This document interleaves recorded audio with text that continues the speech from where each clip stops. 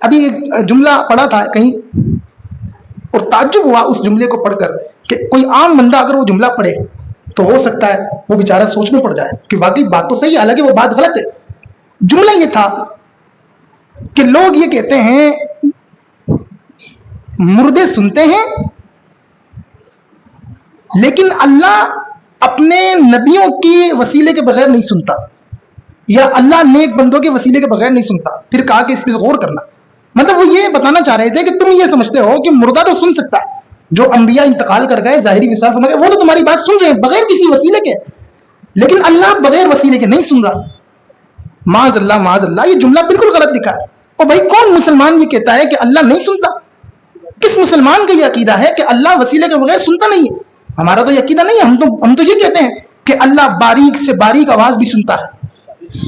جو معاذ اللہ یہ سمجھے کہ اللہ نہیں سنتا، ہم تو اسے مسلمان ہی نہیں مانتے۔ ہمارا یہ عقیدہ نہیں ہے، آپ کو غلط سمجھایا جا رہا ہے، آپ کو گمراہ کیا جا رہا ہے۔ ہمارا عقیدہ یہ ہے اللہ سنتا ہے، لیکن ہم اپنی بات، اپنی دعا کی قبولیت کے لیے نیک بندوں کو وسیلہ بنا لیتے ہیں تاکہ ہماری بات اللہ کی بارگاہ میں قبول ہو جائے۔